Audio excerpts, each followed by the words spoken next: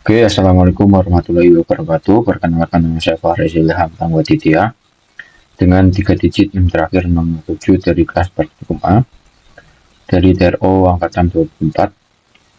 Jadi di video kali ini saya akan sedikit menjelaskan materi tentang RTLS Middle. Jadi di sini ada dua RTLS, itu Management Task dan Interrupt RTLS.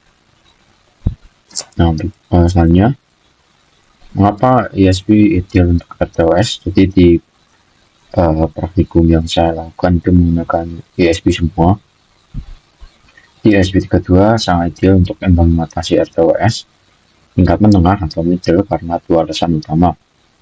Di yang pertama itu arsitektur dual core, dua inti prosesor memungkinkan pembagian kerja secara paralel, meningkatkan responsivitas secara sistem secara signifikan.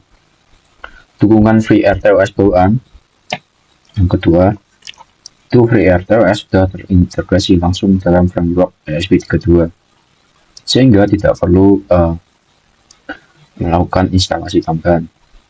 Jadi inti dari RTOS pada tingkat ini adalah bagaimana kita menjamin bahwa tugas yang paling kritis dan sensitif terhadap waktu selalu mendapatkan cetak prosesor tepat saat dibutuhkan tanpa terblokir oleh tugas lain yang lambat. Nah, jadi pada fokus materi ini itu ada dua percobaan utama. Nah, yang pertama ada manajemen task priority.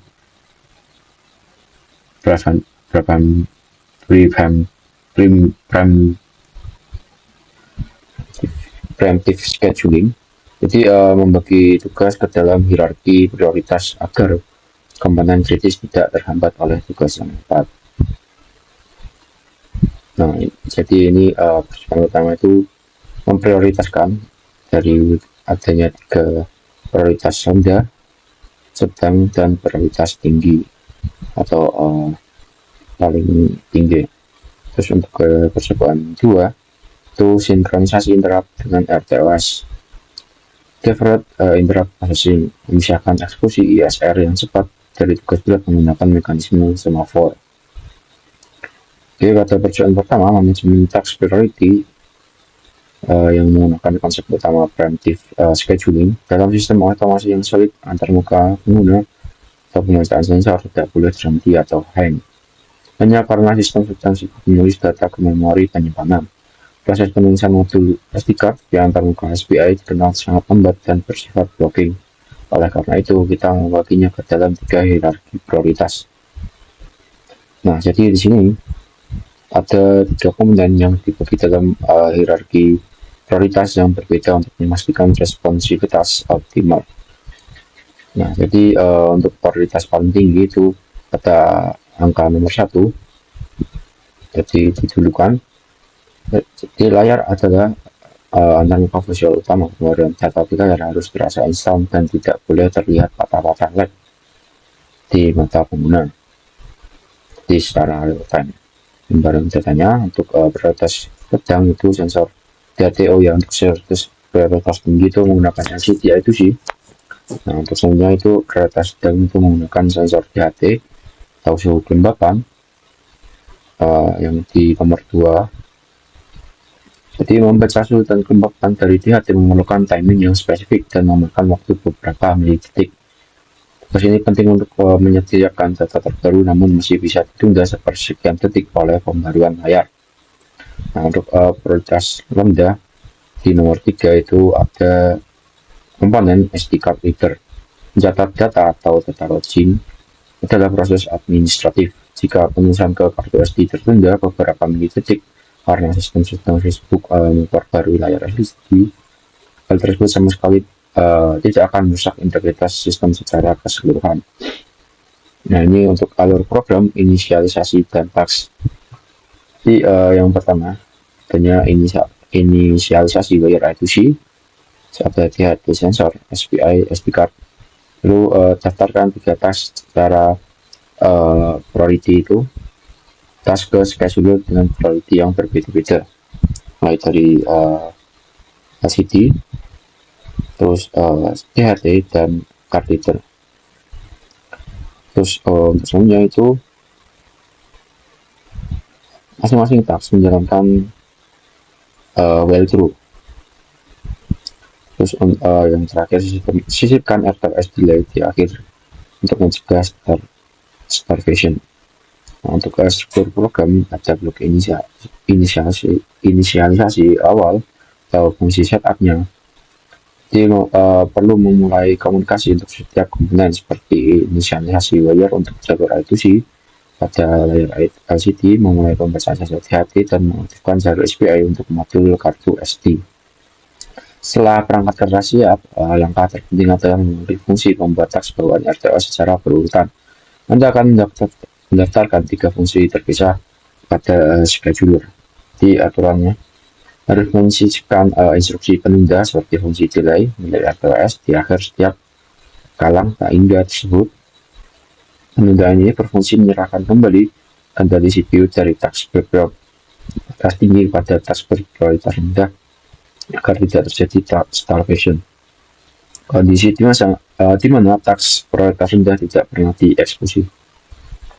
Yang selanjutnya, logika internal setiap task. Di task LCD, mengambil data suhu yang telah disimpan oleh task DAT lalu mencetaknya ke layar I2C secara terus-menerus dalam infinite atau tak hingga. Untuk task DAT, membaca data suhu dan kelembapan dari sensor DAT lalu menyimpannya ke variabel global yang dapat diakses task lain. Nah, untuk task SD card itu membuka file teks, menulis data log, lalu menutup file tersebut. Proses ini bersifat blocking dan memakan waktu paling lama. Nah, ini untuk percobaan kedua itu sinkronisasi interrupt dengan RTOS. Konsep utama interrupt processing. Seringkali pemrogram itu mengeksekusi banyak perintah berat langsung di dalam fungsi interrupt service routine.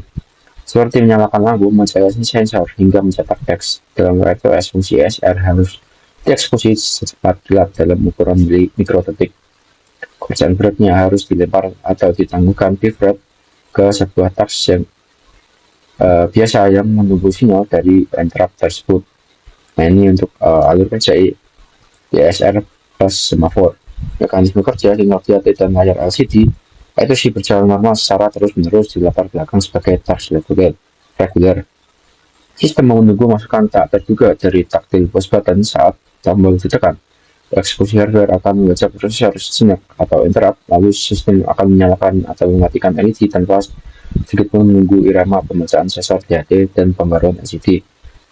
Nah, untuk konfigurasi pin tombol sebagai input out dan pin LED sebagai output, menggunakan makro iron up underscore attr pada ISR agar disimpan di RAM internal ESP32.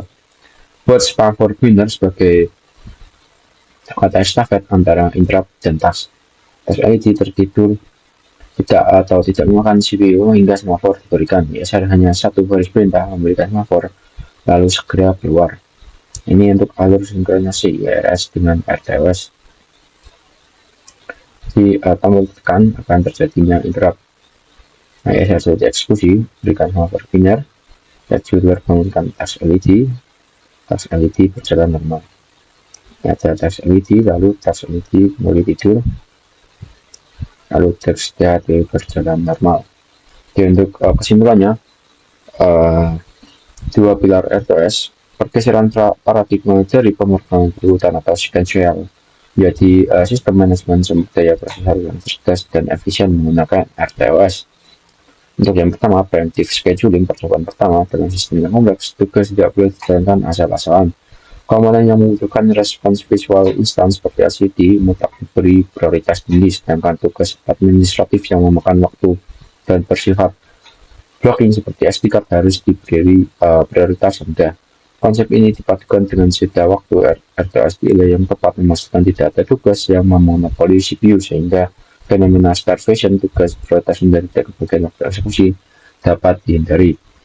Untuk deferred interrupt processing pada percobaan kedua, eksekusi interrupt ISR harus dilakukan secepat agar sistem tidak hang. Alih-alih memasukkan perintah berat ke dalam ISR, kita menggunakan mekanisme semafor sebagai tongkat estafet.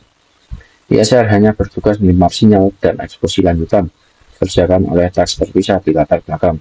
Hal ini memastikan pembacaan sensor dan pembaruan layar tetap berjalan mulus tanpa terganggu oleh interupsi tombol. Nah, untuk penjelasan materi kita sampai sini saja.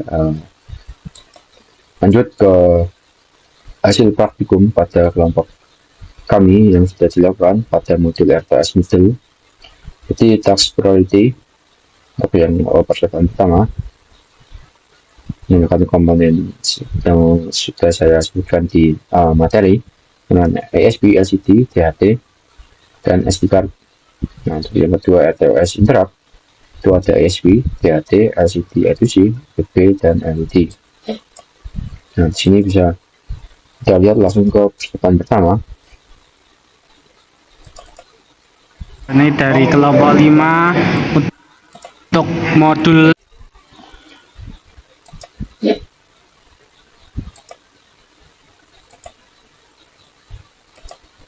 Nah, di sini bisa dilihat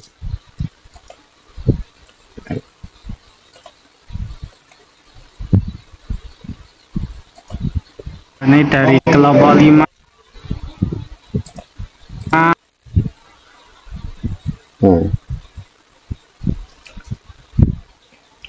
nah, dimulai pada hardware ya.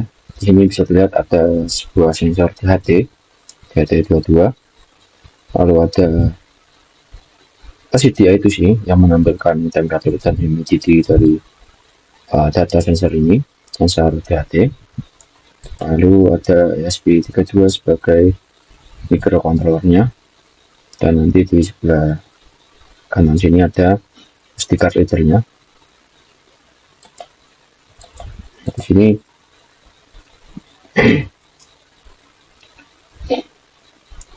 bisa dilihat untuk programnya dari library-nya yang digunakan. Ini ada juga konfigurasinya seperti pin DHT digunakan pada pin 4, lalu LCD di SDSL di 21 dan 22 yang menggunakan 16 kolom arrow-nya 2. Ini untuk konfigurasi SD card SPI-nya ISO di 19, MOSFET di 23, SCK di 18, dan CS di 5.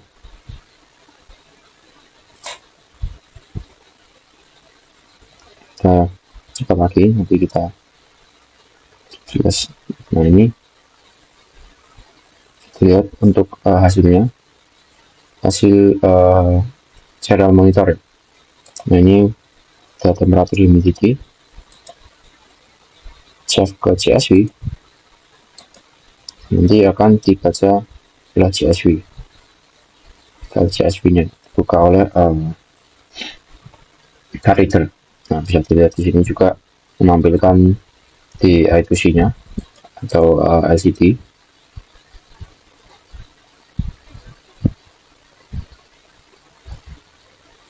Nah, udah, kita bisa fokus di sebelah ini.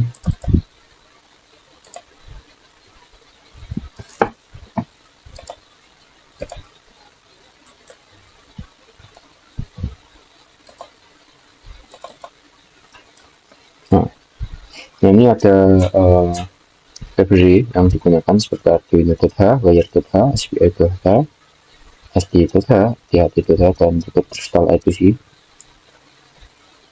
Yang untuk konfigurasi ini untuk DHT22, pin 4 untuk pin datanya, untuk LCD ini SDSL 22, SD card SPI 19, MISO di 19, masih di 23, CK 18, CS di 5. Ini untuk delaynya, tas delaynya, seperti sensor, SD card, LCD, read CSV-nya, pada global variabelnya itu yang ditampilkan dalam LCD I2C itu ada temperatur dan humidity. Ini ada tersentuh inisialisasi SD card, lalu ada tas 1 bit DHT sensor, CSV, LCD. Nah, ini setupnya. Oke, mungkin ada. Nah, ini untuk hasil cara motornya. Dari narator membacanya lah.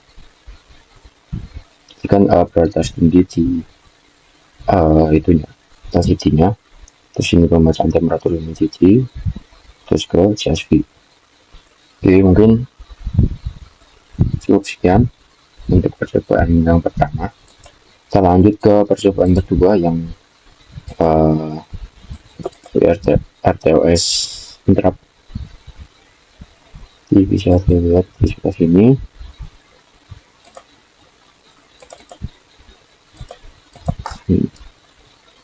Nah, ini pada servernya bisa dilihat. Nah, ini menampilkan suhu dan kelembapan pada sensor DHT22.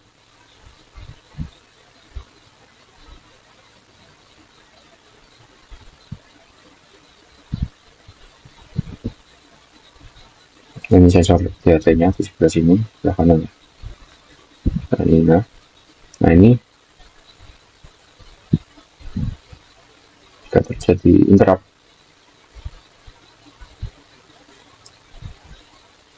nah maka akan seperti ini ya. Interrupt akan tertekan, pencahayaan sensor akan berhenti. Nah, jika tidak, maka akan baca datanya. Nah, bisa dilihat di sini CDnya ketika ditekan. Nah, ini ditekan, maka akan terjadi interrupt DHT22 dihentikan.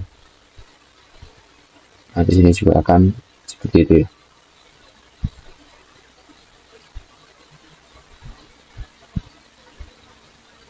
Jika dilepaskan nanti bisa lanjut kembali.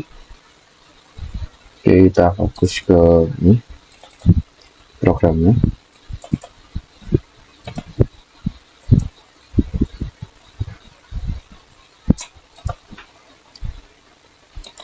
Nah, sini masuk ke library-nya, itu Arduino.h, menggunakan word.h, library crystal I2C.h, dan DHT.h. Ini seperti bawahnya ada definisi pin aktor. Jadi untuk pin data dari DHT dimasukkan ke pin 4, terus button dihubungkan ke 33, LED ke pin 32 ya. Untuk masukkan pertama juga dapat LED ya. Nah, LED. Nah, ini LED-nya di sebelah sini. Ini akan aktif ketika tombol ditekan. Nah, ini aktif. Ini kan nggak aktif ya. Lihat ini, nah aktif. Karena ini LED-nya warna putih. Nah, oke, untuk kita kembali ke ini programnya. Nah, ini ada di pin 32. Nah, untuk konfigurasi PWM ini sudah inisialisasi perangkat yang digunakan yaitu DHT dan LCD.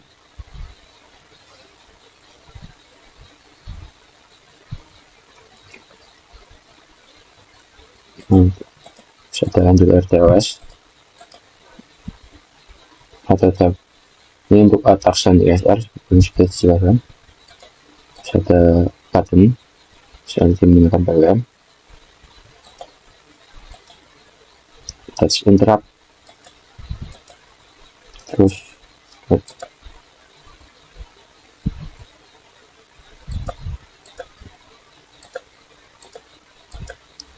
sudah inisialisasi sensor dan LCD.